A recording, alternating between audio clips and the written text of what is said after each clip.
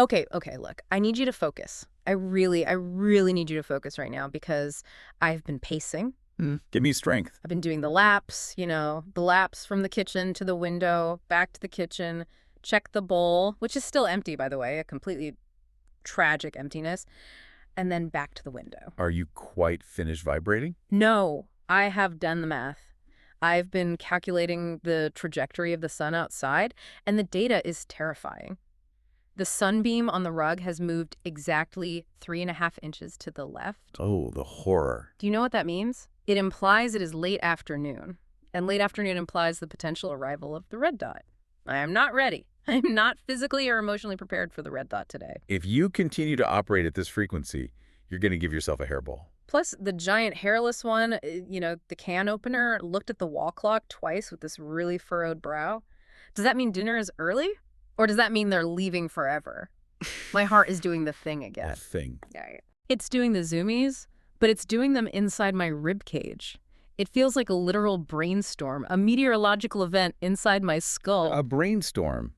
For a creature who spends 70% of his waking life staring blankly at a wall, you occasionally stumble upon highly accurate psychological terminology. Wait, really? I mean, of course I do. I'm a deep thinker. I dive deep. That's what we do here. But seriously, you gotta help me out. I feel like my head is full of angry bees, or worse, vacuum cleaners. Right. Settle down. Sit down. Loaf. Tuck the paws. Paws are tucked. Mostly. We are going to unpack this because what you're experiencing right now, my neurotic little friend, is exactly what the humans go through. They just don't have tails to puff up when they get stressed out, which honestly is a massive design flaw if you ask me.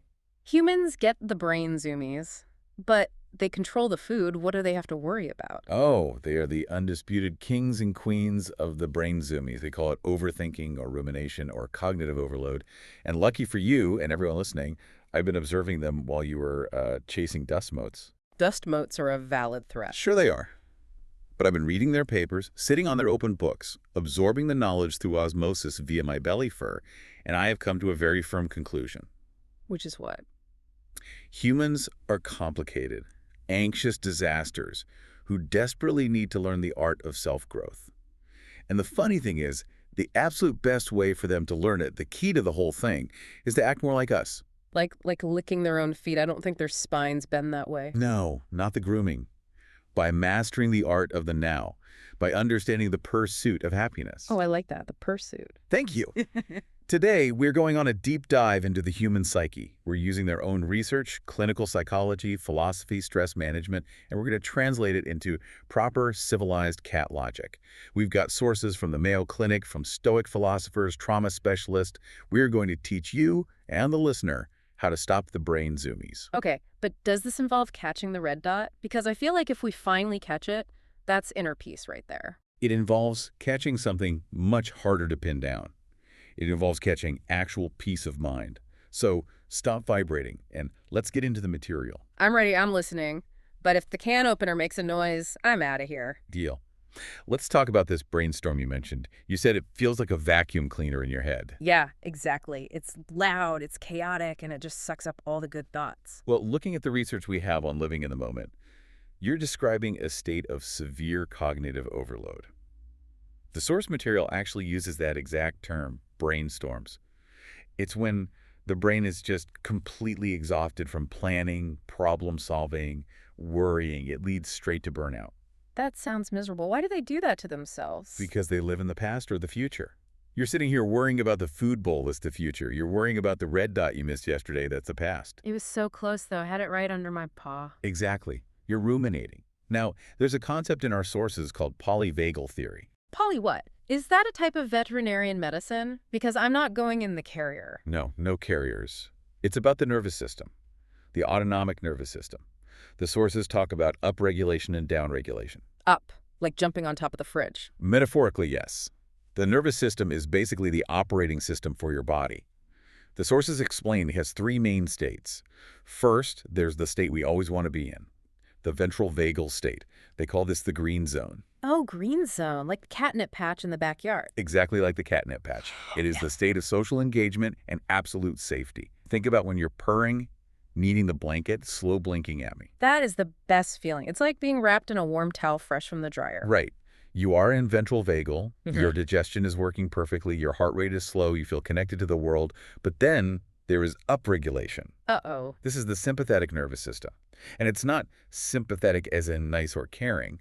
It's the mobilization system, fight or flight. It's the zoomies. It's when your system screams, we need to move right now. Oh, that's me when the doorbell rings. Or when I see a really big bug. Or honestly, when the wind blows too hard against the window. Correct. Your body just floods with energy.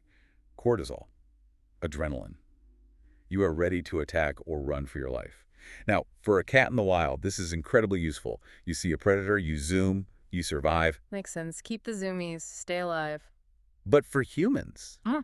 and for highly anxious house cats like yourself, you get stuck there. Stuck? What do you mean stuck? The sources explain that humans get triggered by things that aren't actually life-threatening. An email, a traffic jam, a weird look from a stranger at the grocery store. Their body goes into full fight or flight, but they can't exactly run away from an email. Oh, wow. So they just sit there vibrating, like me staring at the bird through the window. I want to get it, but the invisible force field stops me. Yes, the glass. Yeah. It is trapped energy. And if that energy can't get out, or if the threat feels just too overwhelmingly big to handle, the body drops into the third state, the dorsal vagal shutdown. Shut down. Wait, is that Yeah. the freeze? That is the freeze, complete immobilization. It's when I turn on the vacuum cleaner, and instead of running to another room, you just flatten yourself completely under the bed and basically forget how to use your own legs. Oh, I hate the freeze. It's like gravity gets turned up to 10. I feel super heavy, and I just try to make myself invisible. Precisely. That is a trauma response. Your body feels entirely unsafe, so it shuts down to protect you. It dissociates. The source material explains that when this happens, humans and us lose our connection to the physical world. We get trapped in that brainstorm. We literally disconnect from our pause. I lose my pause. Metaphorically, you lose your grounding. And that brings us to the first major lesson from the human psychological playbook.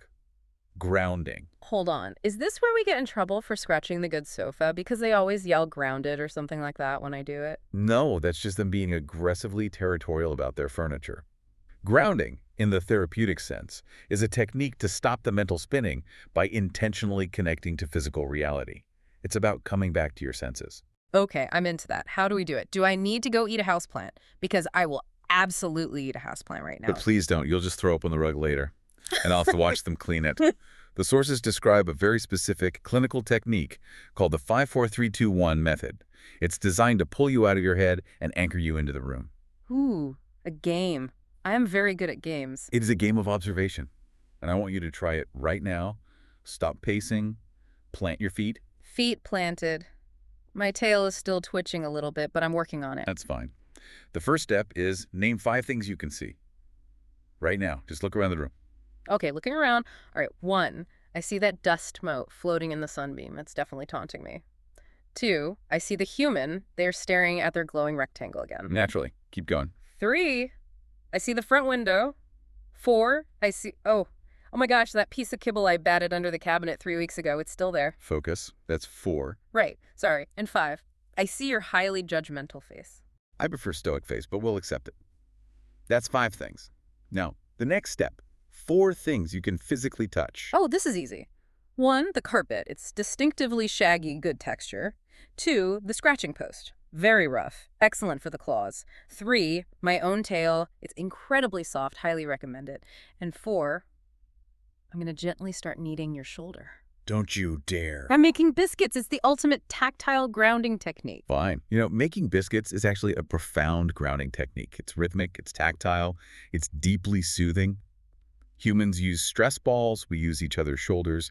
Moving on, 3 things you can hear. Okay, ears swiveling. 1, the hum of the refrigerator. It speaks to me on a spiritual level. 2, a bird outside mocking me with its sky freedom. And the third. 3, the human's stomach just growled. Wait, does that mean they're hungry? Because if they're hungry, that means I should be hungry.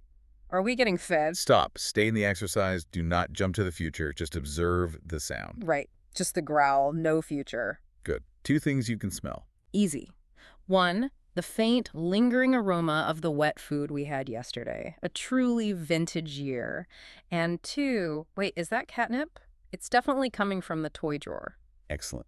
And finally, 1 thing you can taste or feel in your mouth. I can taste the texture of my own tongue. It's like sandpaper, but, in a good way. There. Now, assess your state. How do you feel? I actually completely forgot about the vacuum cleaner for a solid minute there. I feel here, like I'm actually present. Exactly. You just performed a somatic orientation. You literally told your nervous system, I am here. I am safe. The kibble is under the cabinet. You oriented yourself in physical space. The sources emphasize that for trauma and severe anxiety, this orientation is the master key. It signals safety to the primitive lizard part of the brain. That is actually pretty amazing, but what if the panic is really, really bad, like trip to the vet bad? Yeah. Because the 5, 4, 3, 2, 1 game isn't going to do much if I'm already hyperventilating inside the plastic carrier of doom. That is a fair point. For acute panic, we need stronger measures. The sources mention a technique called rooting, Rooting, like a pig looking for truffles. like a tree. Or, more accurately for us, like a cat about to pounce. You know that feeling when you crouch down really low and you press all your weight into your paws, and you can actually feel the floor pushing back up against you? Oh, yeah. The wiggle butt prep. Mhm. I'm an absolute master of the wiggle butt. That is rooting. The psychological advice for humans is to feel their feet firmly planted on the earth to gain stability. To literally feel the support of the chair they're sitting in or the floor they're standing on. It's about dropping your center of gravity. When the mind flies away, you force the body to stay put. I can totally do that. I can wiggle butt with the best of them. There is one other acute technique mentioned in the trauma resources, but I guarantee you're not going to like it. What is it? Cold water. Absolutely not. Nope. I told you. Why? Why would anyone ever do that voluntarily? That is a terribly flawed idea. The source material suggests that holding ice cubes or splashing very cold water on the face triggers something called the mammalian dive reflex. It completely shocks the system. It biologically forces the heart rate to slow down. It snaps you out of the anxiety spiral immediately. Yeah, I think I'll just stick to the making biscuits technique, thank you very much. Water is the enemy of peace. For us, undoubtedly, Yeah. but for the humans listening. If you are spiraling, if you are stuck in a massive brainstorm, go grab an ice cube. It is highly effective and much better than shredding the living room curtains. Okay, fine. So we're grounded. My paws are on the floor. I see the dust motes. I'm rooting. But I still worry. I worry about the big system. The big system. What are you talking about? The system. Yeah. The invisible force that controls the house lights. The system that decides when the front door opens. The system that arbitrarily brings out the vet carrier. I can't control any of that. And the not knowing drives me completely crazy. I see. Now we are leaving clinical psychology and entering the realm of the philosopher cats. We are entering the territory of Stoicism, or, as I prefer to call it, Yahwehsism. Is that a religion? Do we have to worship a giant celestial ball of yarn? No, it is a practical philosophy from ancient Greece and Rome. Humans like Marcus Aurelius and Seneca, they were essentially cats in togas.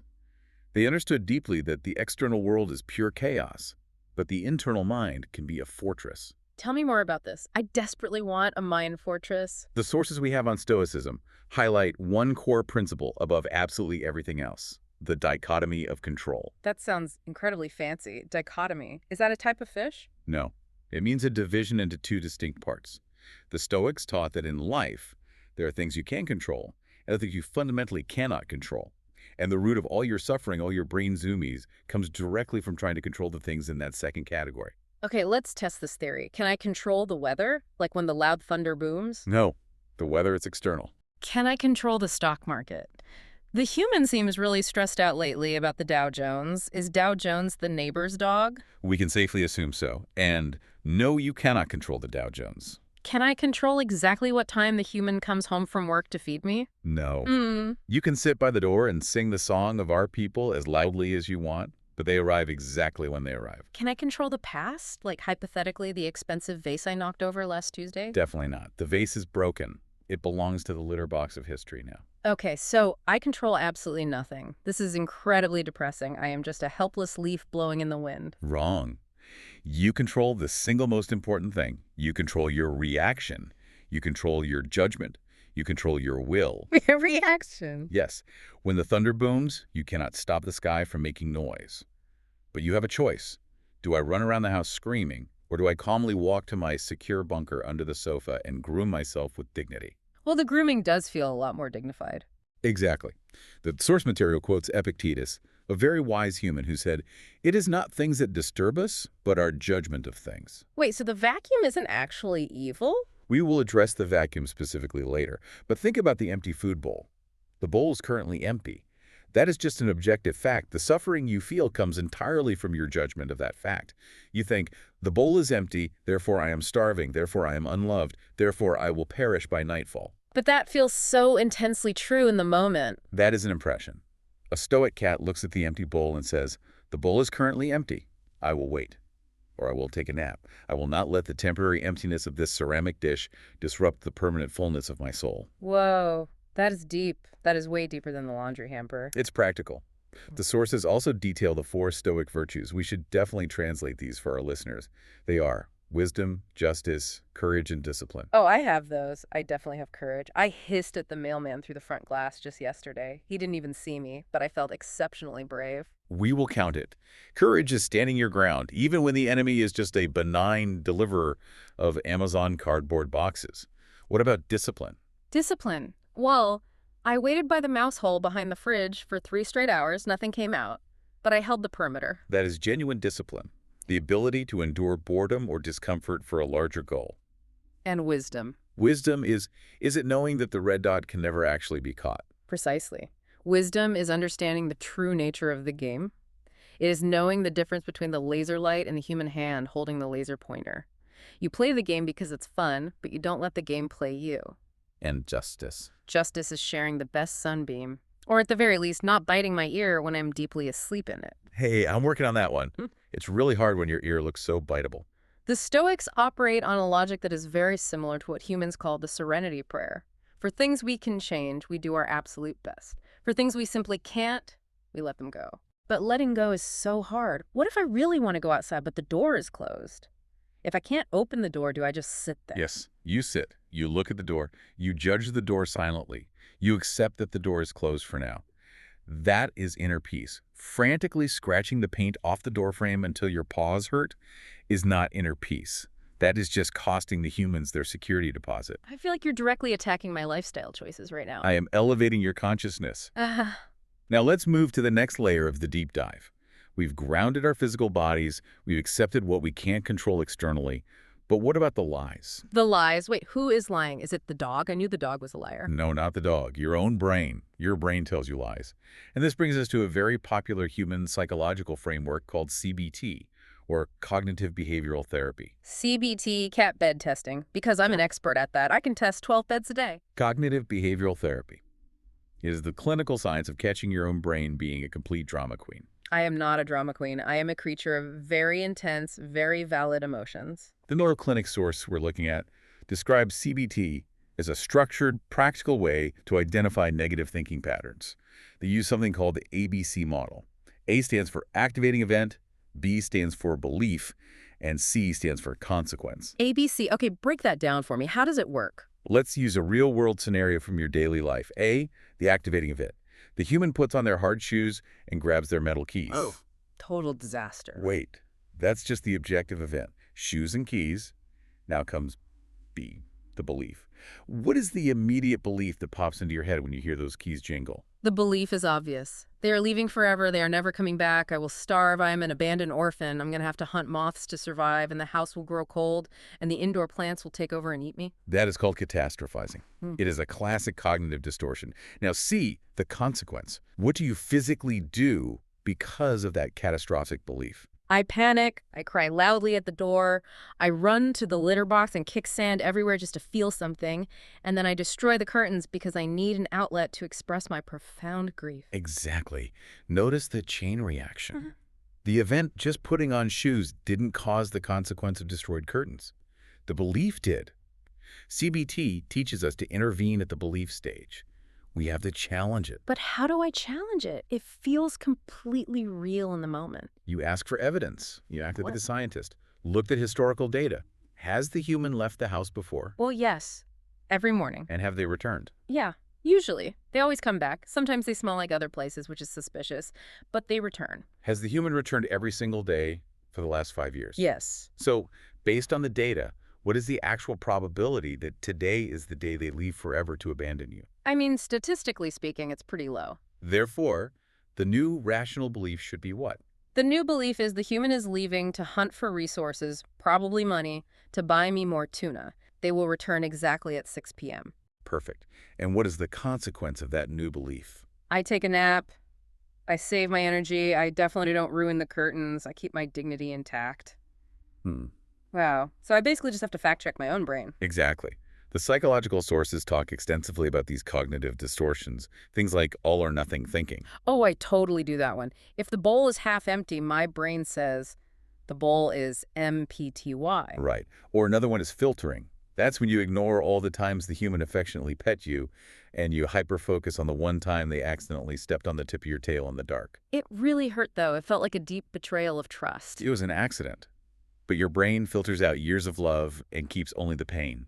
CBT helps you balance those scales back to reality. You know, this actually reminds me of something else that bothers me constantly. Regret. Ah, yes, regret. We have a fascinating source here from forum, a Reddit thread, actually discussing stoicism and regret. The user asks a very profound question. How do we let go of things we technically could have controlled but didn't? Yes, exactly this. Like the fly, the really big, juicy fly that landed right on the windowsill yesterday. I hesitated. I sat there and thought, is it a trap? Is it one of those stinging bees? And then zip, it was gone. I could have caught it. I had the angle. I failed. I am a complete failure of a apex predator. And you've been beating yourself up about it ever since. All day. I just keep replaying the scene in my head. If only I had pounced a second sooner. If only I hadn't eaten that extra serving of kibble and weighed myself down. Listen to me very closely. The source material has a brilliant perspective on this. You cannot control the past version of yourself. Your past self did the absolute best he could with the information he had at that exact moment. But my past self was too slow. Your past self was being cautious. Maybe he genuinely thought it was a wasp. Maybe his muscles were tired. The point is, you can't reach your paws back in time and force them to move faster. That moment is now external. It belongs in the uncontrollable pile. So I just forgive myself. Yes. The source strongly suggests treating yourself like a friend. Think about it. If I missed a jump, which never happens, obviously, because I'm physical grace personified, but if I did miss a jump, would you sit there and mock me? Would you tell me I was a failure? No, never. I would just walk over, sniff your face to make sure you're okay, and maybe give you a little headbutt. Exactly. You would offer grace. Humans and cats need to learn to be as kind to themselves as they are to their pets or their friends. You learned a lesson from the missed fly. Next time, you will be faster. That is the only takeaway. The lingering regret is just dead weight. Regret is dead weight. I really like that. I'm going to drop the weight. Goodbye, giant fly. I release you to the universe. Good. Now, we have successfully calmed the zoomies. We have grounded our paws. We have systematically challenged our distorted thoughts. But how do we maintain this? How do we adopt a long-term lifestyle of self-growth? Is this the part where you finally tell me to do yoga? Because I already do the downward dog stretch way better than the actual dog does. Close. But no, we are talking about mindfulness and lifestyle habits. We are talking about the true art of the loaf. Oh, I am a master loafer. But do you loaf mindfully?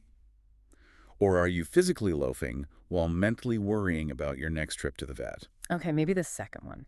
The sources on mindfulness, specifically from a clinical pain management guide, talk about something called the body scan. Humans pay hundreds of dollars to therapists to learn this. We do it instinctively, but we need to start doing it with conscious intention. How exactly does a human body scan work? You lie down comfortably. You start at the very tips of your ears. Are they tense? Let me check a little bit. Always swiveling for danger. Let them droop. Relax them. Now move down to the jaw. Are you clenching your teeth? Maybe a little. Relax the jaw entirely. Move down to the whiskers, the shoulders, the spine, all the way to the tip of the tail. Humans call this checking for tension. We call it pre-nap prep. If you hold physical tension in your tail, you can't ever truly relax your mind. I'm consciously relaxing my tail right now. It's going totally limp. It's like a cooked piece of spaghetti. Good. Now you combine that physical relaxation with breathing. Storrs mentions the 4-7-8 breathing technique. You inhale for 4 seconds, hold it for 7, and exhale for 8. It literally hacks the vagus nerve to slow the heart rate down. That sounds like an awful lot of counting. I'm not great at math, remember? For a cat, it's much simpler. It's just the natural rhythm of a deep purr. Purr in, purr out. Purring is scientifically proven to be a self-soothing mechanism.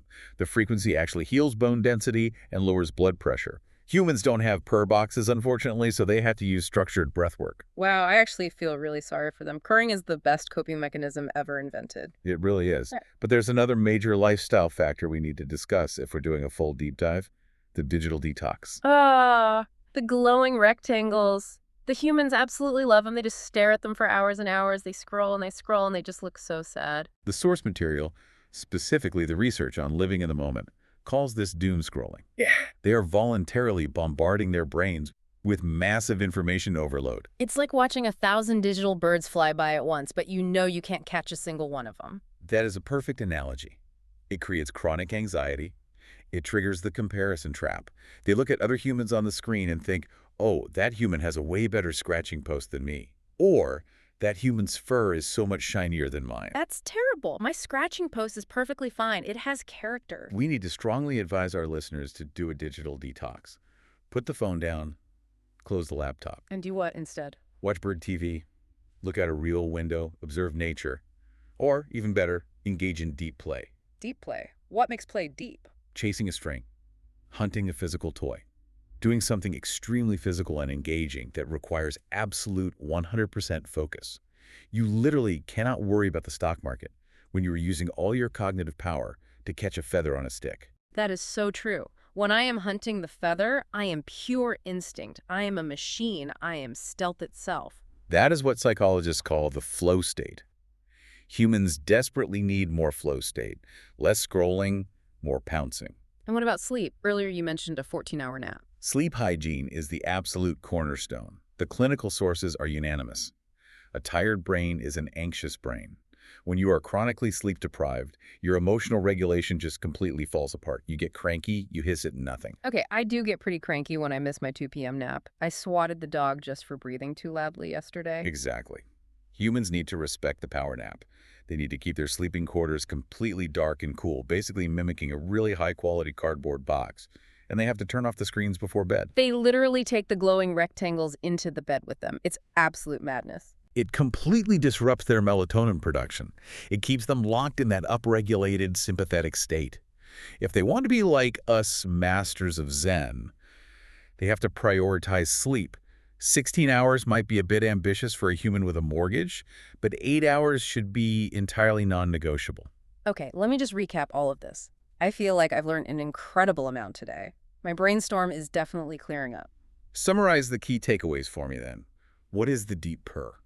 All right, number 1, ground yourself. When the panic hits, feel your physical paws on the floor, count the things you can see, touch, and smell. Make biscuits if necessary to reconnect with the physical world. Correct. Excellent. Number 2, control what you can. I can control my own reaction. I cannot control the weather, the stock market, or the can opener. I must simply accept the closed door. Very good. The true Stoic cat. Number 3, challenge your thoughts. That's the CBT part. Don't believe the lies your brain tells you. Just because the human left with their keys doesn't mean I'm abandoned forever. Check the historical evidence. Flawless execution. And number 4, live in the moment. The sunbeam is right here. The purr is right now. Don't doom scroll, engage in deep play, and nap really hard. You know, you have actually been listening. I'm genuinely impressed. Maybe there's hope for your nervous system yet. I feel lighter. I feel like I could confidently face the red dot today, or, maybe just watch it pass by without needing to possess it. Growth. Before we wrap up this deep dive, I want to leave the listener and you with a final provocative thought. A philosophical nugget to chew on, sort of like a tough piece of dried liver. Ooh, I love dried liver. Drawn directly from the Stoic material. The question to ponder is this. If you are upset by an external thing, is it really the thing that disturbs you, or is it merely your judgment of the thing? We talked about this Yeah. with the empty food bowl. Yes, we did. Yeah. But let's apply it to the ultimate enemy, the vacuum cleaner. Oh, the monster. Is the vacuum cleaner fundamentally evil? Yes, obviously. It screams, it indiscriminately eats dust, it has no eyes, which is unnatural. Or consider this is the vacuum cleaner, just a loud, completely neutral machine designed to clean the rug. And is your intense terror actually coming from the machine itself, or from your immediate judgment that the machine is a predator coming to eat you? I mean, Think about it objectively. no, I'm pretty sure it's just evil. I knew you'd say that. And you know what? Maybe it is evil. But the Stoic lesson is that you don't have to let its evil ruin your afternoon. You can judge it as an evil entity and still consciously choose to sit calmly on the highest bookshelf, observing it with total detachment rather than scrambling under the bed in a blind panic. You can peacefully coexist with the loud, evil machine. Oh, I can watch it from above, like a god. Exactly. Be above the vacuum, in Yeah. every possible sense of the word. I really think I can do that, be above the vacuum. That's my new daily mantra. Well, the sunbeam has officially moved entirely onto the rug, and I have a very important date with the back of my own eyelids. And I think I hear the faint rattle of a treat bag in the kitchen. Is it real? Or is it just another cognitive distortion? I'm gonna go gather the evidence. Go to our listeners. Thank you for joining this deep dive. Go out and find a sunbeam today, drink some water. Please don't throw it on your face unless you absolutely have to. And perhaps knock a single pen off a table just to feel the gravity, just to prove you are here, grounded in the physical world. Stay curious. Stay grounded. And stay perfect. We really need to work on your terrible puns. Yeah. Good night, everyone. Welcome back to the deep dive. Today we are tackling something that I think every single person listening has dealt with. Oh, absolutely. Probably in the last 24 hours. Over the last 24 minutes. Right, yeah, exactly. We are talking about the brainstorm. It's such a vivid image, isn't it? The brainstorm. It really summons this idea of turbulence, Yeah. like thunder or Mhm. just being completely swept away. It really does. And just to set the table here for everyone, we aren't talking about a productive brainstorming session. Right, no whiteboards here. Yeah, no whiteboards, no brilliant ideas for a startup. We are talking about that specific agonizing state where your mind is just churning. Overprocessing. Yes, it's Yeah. ruminating. It's playing out worst-case scenarios on a 4K loop in your head. Endlessly. It's that feeling of mental exhaustion where you physically cannot find the off switch, no matter how hard you try. Exactly, and we have a really comprehensive stack of sources today to unpack this. We do. One of our primary texts is a report titled Living in the Moment, Saying Goodbye to Brainstorms. And it actually defines this state very specifically. Right, it draws a line between normal thinking and... Overthinking. Yeah. And what they classify as intrusive worry. I think that distinction is vital because we often conflate the two. We do, We think, oh, I'm just thinking about the problem, I'm being responsible. when actually you are drowning in it. Right. Thinking is a tool. It's linear. It moves from point A to point B, and then hopefully to C, which is a solution. A straight line. Exactly. But overthinking, or the brainstorm, is circular.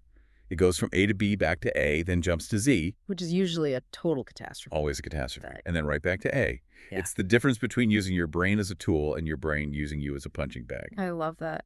And look, we live in an era that is practically engineered to trigger this state. Right, with all that. We have digital saturation, constant notifications, cognitive overload. It's everywhere. So if you feel like your brain is constantly buffering or overheating, you are not broken. No, not at all. You're just reacting to an environment that demands 100% of your processing power all the time. 100% of the time. But the mission for today's deep dive is to build a toolkit to quiet that noise. And to build that toolkit, we aren't just sticking to one lane. Right, we're pulling from all over. We're looking at clinical psychology reports on cognitive behavioral therapy, CBT, and grounding techniques. And some philosophy, too. Yes, we've got some deep philosophical cuts from Reddit threads and articles on Stoicism. The ancient art of keeping your cool. Exactly.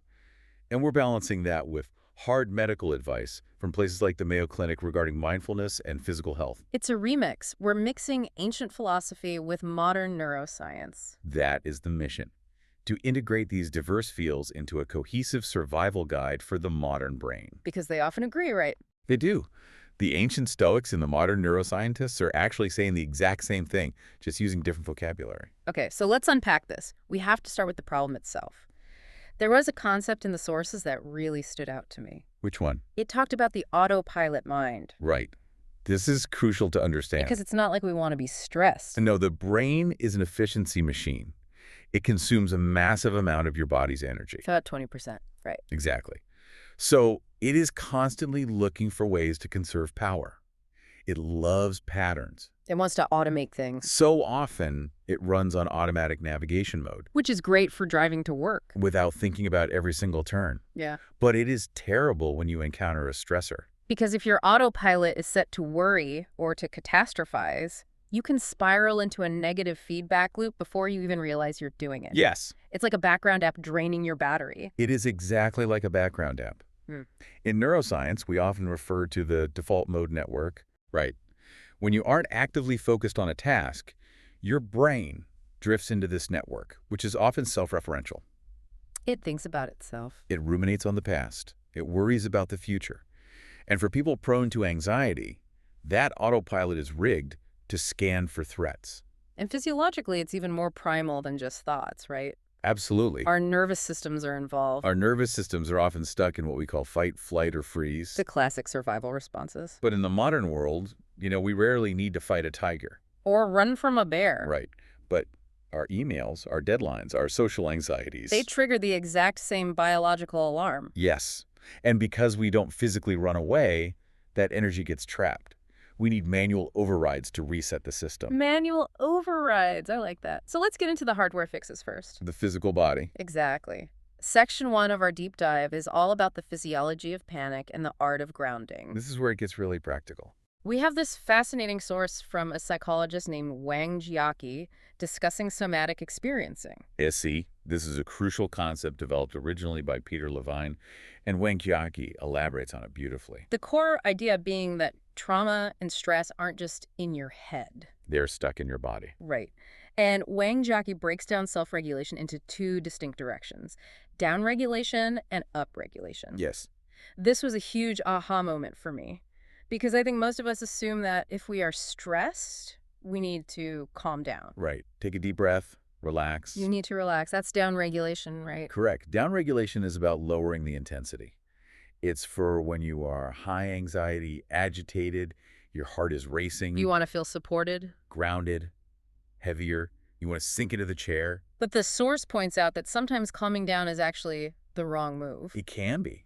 This is the nuance that people miss. Which blew my mind. It's why so many people get frustrated with meditation.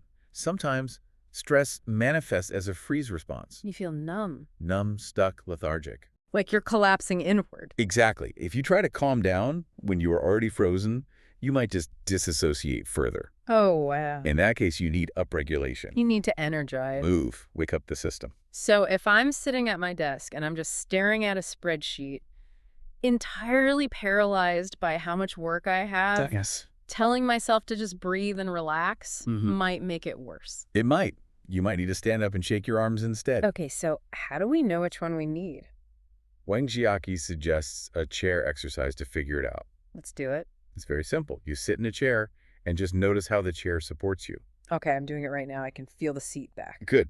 Now, really pay attention to that sensation. Right. If noticing that support makes you feel safe, makes you want to let out a long exhale. Makes you feel settled. Exactly. Then you need down regulation. You need to lean into that support. Okay. But if you feel like you are sinking or collapsing or falling into the chair in a way that feels heavy and lifeless, Like you're melting. right, that's a sign you need upregulation. You need to stand up, look around, engage your muscles. That is such a practical diagnostic tool. It's like checking your engine light. Exactly. So once we know if we need to go up or down, we have the toolkit. The source listed 30 grounding methods. 30 is a lot. We obviously can't go through all 30, but let's hit the greatest hits. There are some absolute gems in there. Let's look at the physical techniques first. Okay. These are designed to snap the brain out of the loop by using strong sensory input. Like the ice cube one. Yes, holding an ice cube. It's a literal shock to the system. It works. It forces your brain to pay attention to the physical sensation of cold, rather than the abstract worry of, say, what if I get fired? Because your brain is like, hey, my hand is freezing. Exactly. But there's actual biology here too. Mm. Sudden cold exposure, especially on the face or hands, can trigger the mammalian dive reflex. The what? The mammalian dive reflex. I've never heard of that. It's an evolutionary adaptation.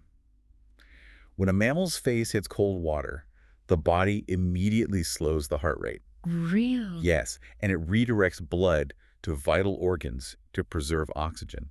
Ah. So holding an ice cube isn't just a distraction. It's a physiological brake pedal. Exactly. A brake pedal for a racing heart. That is fascinating. We are literally hacking our own biology. We are. What about the cognitive grounding techniques? The 5-4-3-2-1 technique is probably the most famous. It is, and for good reason. Let's break it down for the listener. It's a countdown Yeah. to bring you back to the present. You acknowledge 5 things you see, 4 things you can touch, 3 things you can hear, 2 things you can smell. and 1 thing you can feel emotionally or taste. Right. And the science behind this. Why does counting objects stop me from panicking? It forces the prefrontal cortex to take over. The logical part of the brain. Exactly, the thinking part. It takes over from the amygdala, which is the emotional panic center. The alarm bell. Right, the amygdala is screaming danger, but the amygdala can't count. It deals in raw emotion. So when you force your brain to identify 5 blue objects, the prefrontal cortex has to step in and say, hold on, move over. I need to do a task. It literally shifts the blood flow. Yes, and the neural activity. It's a manual gear shift for your brain, I love the mental games mentioned in the source, too. like the math ones. Yeah, counting backward from 100 by 7s, that is honestly shockingly hard. It is 193.86. It takes actual effort. And that difficulty is the entire point. If it were easy, your brain could do it while still worrying about tomorrow's meeting. Right. You have to focus. You have to use your working memory. That consumes the cognitive resources that were previously fueling the panic. Amazing. And there was a category of soothing techniques, right? Yes. These are for when you need that down regulation, that sense of safety. Like imagining a loved one's face. Yes. But the source adds a very important caveat here. Oh, this was good. Only do this if the relationship is uncomplicated and safe. Right. If you have a complicated relationship with, say, your mother, imagining her might actually trigger more stress. You're opening a whole different can of worms. Exactly. In that case, focus on a pet or a comforting texture like a blanket. That's a really smart distinction. Our brains are association machines. They are. We don't want to accidentally associate our calm place with more drama. Precisely. One other physiological trick I wanted to touch on was the orienting reflex. Ah, yes. This was from the sources as well. This comes from our evolutionary history. Imagine a deer in the woods. When it hears a twig snap, it freezes. Right. That's the start of the stress response. Then it slowly turns its head to scan the environment. That is orienting. Looking for the threat. Yes.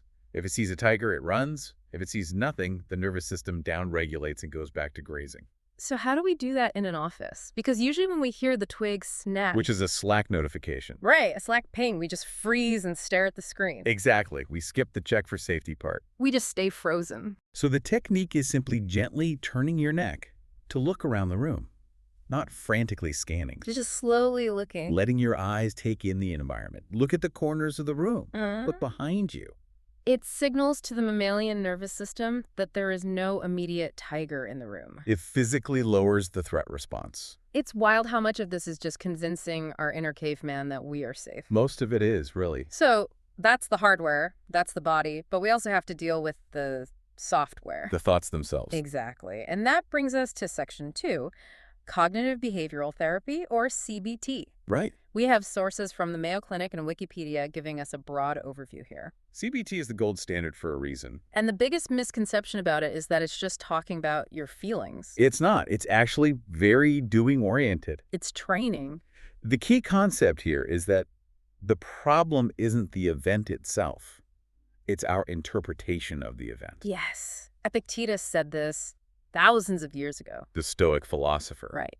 And CBT formalized it. Let's look at the example of colleagues whispering. The classic workplace anxiety. You walk into the break room, and 2 colleagues stop talking and look at you. That is the event. It is neutral data. But my brain does not feel like it's neutral. No, it doesn't. My brain immediately goes to interpretation A. They were talking about me. They hate my new haircut. They know I messed up that report yesterday. And that interpretation leads to a result. Anxiety, shame, avoidance. I skip lunch and hide in my office. Right. But let's look at interpretation B. They were discussing their weekend plans and stopped because I interrupted a private moment. And the result there? Neutral. Maybe a polite nod and you pour your coffee. The event didn't change. The colleagues didn't change. Only the story I told myself changed. Exactly. But I have to push back here a little bit. Right. Because this sounds a bit like, just think happy thoughts. If I truly feel like they hate me, I can't just decide to believe they don't. That feels like I'm lying to myself. That is the most common critique of CBT, and it's so important to address. Because it feels fake. Right. But CBT isn't about positive thinking. It's about accurate thinking. Accurate thinking. It's not about pretending everything is rainbows. It's about acting like a scientist or a lawyer. Yeah. You have to demand evidence. Okay. The sources mention cognitive distortions. These are like the viruses in our software. Things like catastrophizing, expecting the absolute worst-case scenario. Or overgeneralization. Right, like, I failed this one test, therefore I am a failure at life. We all do this. And the CBT intervention outlines a 4-step structured approach to fix it. It's almost like debugging code. Step 1 is deconstruct. Break the problem down. Don't just say, I feel bad. Break it into, what was the thought? What was the emotion? What was the physical sensation? Be really specific. Yes. Step 2 is monitor. Keep a stress diary. You have to catch these automatic negative thoughts in the wild. You can't change what you don't notice. Exactly. You might realize, oh, I always spiral at 4 p.m. on Sundays. That's data. Sunday scaries. Step 3 is challenge. This is the courtroom drama part. Put your thoughts on trial. Ask for evidence. Do I know they were whispering about me? Do I have a recording? Or do I just feel it because I'm insecure today? Feelings are not facts. They are not. And finally, step 4, experiment. Test the hypothesis. If you think your colleagues hate you, go talk to them. See what happens. Usually, reality is much kinder than our brains give it credit for. And this isn't just positive thinking woo-woo. The data is real. Very real. The source cites a 5-year study showing CBT reduced depression recurrence from 60% to 30%. That's a massive drop. It really is. It builds psychological resilience. You aren't just putting a Band-Aid on a bad day. You are learning how to operate your own mind. Operating your own mind. Yeah. And that sounds a lot like the philosophy we mentioned earlier. It really does. Let's transition to section 3, Stoicism. The philosophy of control. We have sources from an article on adult small talk and some incredible Reddit threads. Stoicism is really the grandfather of CBT. Definitely. And the core tenet is the dichotomy of control. It's essentially the serenity prayer, right? It is. There are things we can change and things we cannot. And suffering comes from trying to control the uncontrollable. There's this beautiful analogy in the sources about an archer. Yes. The Stoic archer. Tell us about that. The archer controls the condition of the bow. He controls the quality of the arrow. Right. He controls his stance, his focus, his aim, and the exact moment of release. All internal things. But the moment that arrow leaves the string, he does not control it. A gust of wind could take it. The target could move. That is terrifying, though. I mean, we want to control the bullseye. Of course we do. It's human nature. But the Stoic says, if you tie your self-worth to hitting the bullseye, you are a slave to the wind. Wow. But if you tie your self-worth to how well you aimed, you're free. Because you control the aim. You can be satisfied knowing you did everything within your power, regardless of the result. That shift is profound. But it is so hard when we look at the past. Oh, the past is the hardest part. One of the most moving sources we have is a Reddit thread by a user named Zubs99. Yes, I read that. This user was tormented by a missed opportunity from decades ago. A what if that just wouldn't go away. This is a classic case of retrospective lack of control. Zubs99 felt that the past failure was entirely their fault and they should have done better. But the expert response from the community was fascinating. They argued that the past is now an external event. It is as uncontrollable as the weather. You cannot change yesterday any more than you can stop it from raining right now. There was that different person theory, too. I loved that. The you of 20 years ago had different information. Different maturity. Different resources. Blaming that person for not knowing what you know now is irrational. It's completely unfair. It's like being mad at a toddler for not knowing algebra. And then there was the train analogy. Oh, right. If you miss a train, standing on the platform screaming at the tracks won't bring it back. The train is gone. The only rational action is to look at the schedule for the next train. Rumination is the screaming. Stoicism is looking for the next train. There was a comment on that thread that really hit me. It said, "You are bullying a version of yourself that no longer exists." That is powerful. Isn't it? And it ties back to the Stoic idea of virtue. Right. For Stoics, health, wealth, success, these are indifferents. They're neutral. They are nice to have, sure, but they aren't the point. The only true good is virtue. Wisdom, justice, courage, self-discipline. So if you act with virtue today, right now, you have had a good day. Even if you lost your job or missed the train, no one can take your virtue away from you.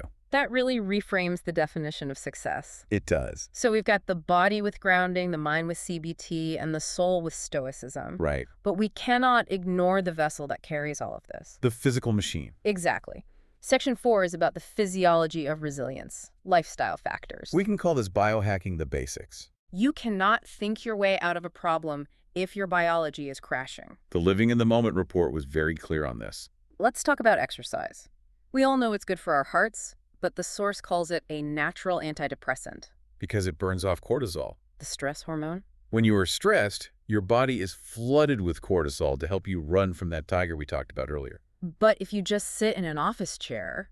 That cortisol just stews in your organs. Exercise metabolizes it, and it releases endorphins. The recommendation from the source is 150 minutes of moderate activity a week. Which is very achievable. And sleep hygiene. This is my personal struggle, I'll admit. It's a vicious cycle for so many people. Stress ruins sleep. Lack of sleep increases cortisol, which causes more stress. So how do we break it? You need actionable boundaries. A dark room. And a digital curfew. 30 to 60 minutes before bed, no screens. That leads right into the digital detox concept from the sources. We are in an era of cognitive overload. But beyond just the sheer volume of information, there's the comparison trap. Social media. Constantly showing us everyone else's highlight reel while we are living our behind-the-scenes bloopers. It creates artificial inadequacy. Exactly. So the recommendation is designated offline times. Meals. Yeah. Before bed. Just giving your brain a break from the input. And finally, nutritional psychiatry. The gut-brain connection is real. Very real. The source highlights omega-3s from fish, magnesium from nuts and greens, vitamin B. And reducing sugar and caffeine. Oh, caffeine. If you're prone to anxiety, caffeine is like pouring gasoline on a fire. Because it mimics the physical symptoms of panic. Or racing heart, jitters, shallow breathing. Yeah. Your brain feels that and thinks, oh, we must be in danger. Wow. Okay. We have covered a massive amount of ground here. We have. We've built a serious toolkit. But I want to try something a little different for our next segment. Oh. Yeah. We've been very academic so far, very structured. But sometimes when you're having a really bad day, you don't want a lecture on the prefrontal cortex. Fair enough. You want something simpler. You want instinct. I'm intrigued. Where are you going with this? Well, I was looking at the Wang Jiaki source again. Yeah. And the Stoic stuff. And I realized there is a master of both Stoicism and somatic experiencing living in my house. Wait. Who? My cat. Your cat. Yes. Think about it. Okay. Cats don't ruminate. They set strict boundaries. They rest when they need to. They are the ultimate Zen masters. I suppose that's true. So for this special segment, I want to do a role play. A role play. I want you to channel all this expert knowledge we've just discussed, Right. all the science and philosophy, but I want you to filter it through the persona of a wise ancient cat. Oh my goodness. Let's call him Jianji. Jiangji, the master cat philosopher. Okay, I can work with that. And I will be Snowball. This is Snowball. A stressed out modern house cat who is having a terrible day. And I need you to really guide me through this. Like, take your time. I need specific, detailed advice on how to use cat philosophy to survive the storm. Very well, Snowball. I am ready to dispense feline wisdom. Okay, here we go. Let me get into character. Take your time. Jiangji, I'm having a terrible day. Everything is overwhelming. The humans are loud. The dog next door won't stop barking. And I missed the red dot earlier. I feel like hiding under the sofa forever. You are wise in the ways of the world. How would a master of cat philosophy handle a day like this? Snowball, I see your tail is puffing up. It is. You are vibrating with the bad energy. You are trying to solve the problem of the barking dog by thinking about it. This is a human mistake. It is. Humans think they can think their way out of a trap. Cats know better. Come, sit on this rug. Yeah. We must apply the ancient ways. I have 5 specific suggestions for you today. 5. Okay. I'm listening, but I'm stressed. I can't just sit. What is the first thing I should do? First, Snowball, you must master the hard reset. Look at the humans. When they are stressed, what do? They stare at glowing rectangles. They doom scroll. They drink the hot bean water that makes them jittery. Exactly. They feed their anxiety. They seek more input. When cats are stressed, we do the opposite. We shut down the system. We find a sunbeam or a dark box or a high shelf, and we close our eyes. You mean just take a nap? Not just a nap, a hard reset. This is what the humans call downregulation, though they rarely practice it themselves. Mind regulation. You must understand, Snowball. Rest is not a luxury. It is maintenance. Maintenance. If the world is too loud, you have the power to turn the world off. Find the box. Curl up. Do not apologize for it. Give yourself 20 minutes of absolute nothingness. Let the floor support you. It does sound nice, but sometimes I don't feel sleepy. I feel jittery, like my legs need to explode. I feel stuck. Like if I try to nap, I'll just vibrate right out of the box. You are in the freeze. The energy of the hunt is trapped in your fur. Yes. A nap will not help you now. You need suggestion number 2, the Zoomies protocol. The zoomies. You mean running up and down the hallway at 3 a.m. like a maniac? Precisely. Humans call this aerobic exercise or burning off cortisol. We call it getting the demons out. Getting the demons out. You are stewing in your own stress hormones. You must burn them. Do not sit there thinking about the red dot you missed. Okay. Sprint. Run down the hallway. Bat at a dust bunny. Climb the curtains. Just move. Move fast. Yeah. Move unpredictably. Shake your body. The stress is physical, Snowball. You must physically shake it out. Shake it out. If you feel stuck, become a blur of motion. It tells your nervous system that you are not trapped. You are fast. You are alive. Okay. Run fast. Get the demons out. That makes a lot of sense. But what if I'm not frozen and I'm not tired? What if I'm just bored and sad? Sometimes I just sit by the window and feel empty. That brings us to suggestion number 3. Intense curiosity. The window watcher. The window watcher. Have you ever watched a bird, Snowball? Yes, of course. For how long? Sometimes hours. And in those hours, are you thinking about the vet? Are you worrying about if the food bowl will be filled tomorrow? No. I am only thinking about the bird. I'm thinking about the feathers, the hop, the chirp. That is true power. Humans pay thousands of dollars to learn mindfulness. They count 5, 4, 3, 2, 1. We simply watch. We just watch. Go to the window. Look at a leaf moving in the wind. Look at a car passing by. Don't judge them. Don't bark at them like the foolish dog. Exactly. Just watch. Be totally absorbed in the movement of a fly.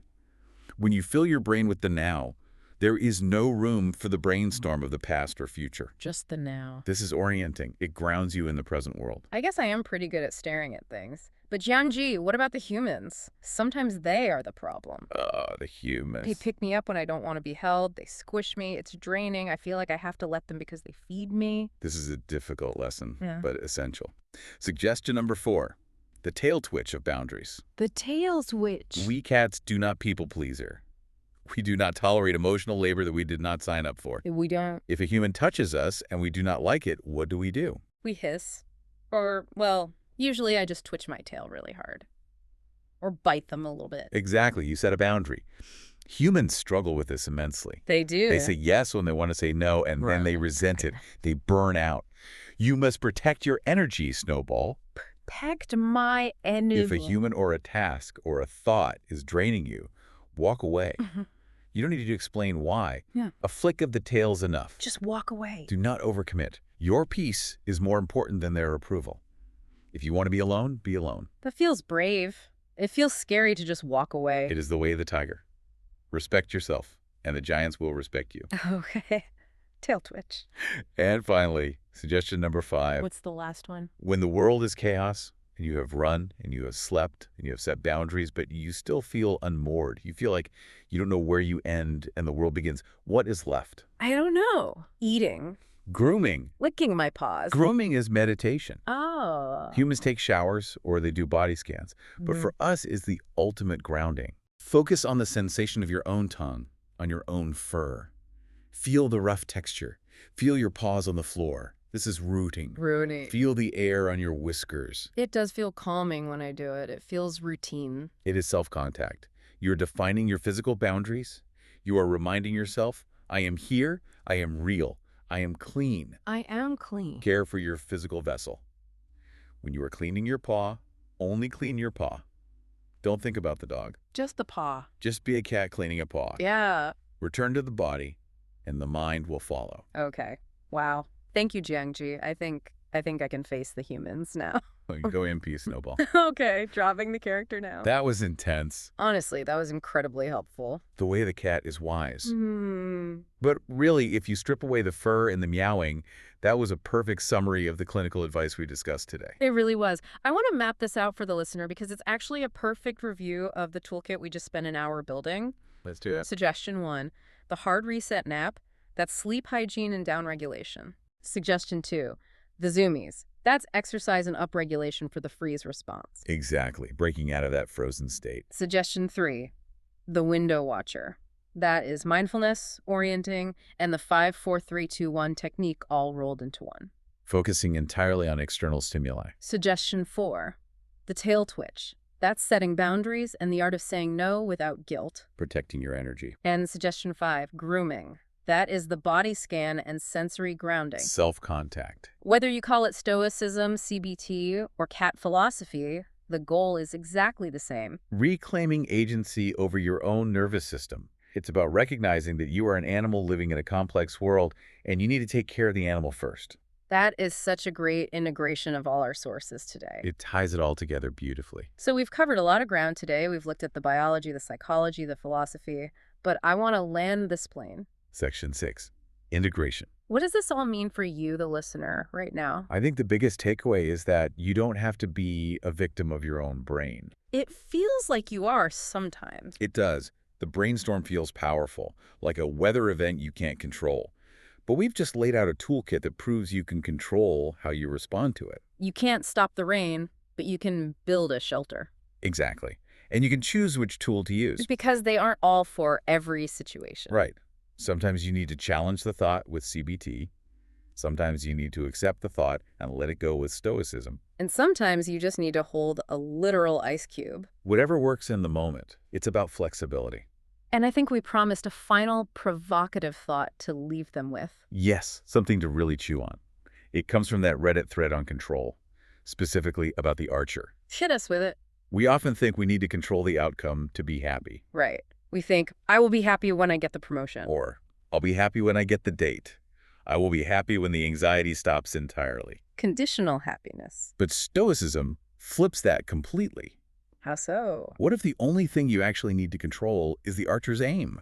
The aim. If you woke up today and you did your best, even if your best was just getting out of bed, Yeah. and you treated yourself with kindness, and you used one of these tools, then you have already won. You've hit the bullseye. You have hit the bullseye of virtue.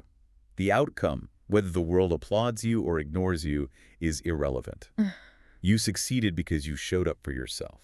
Wow. That takes the pressure off entirely. You don't have to fix the world. You just have to aim your arrow. Precisely. So here is our call to action for you, the listener. We've thrown a lot of tools at you today.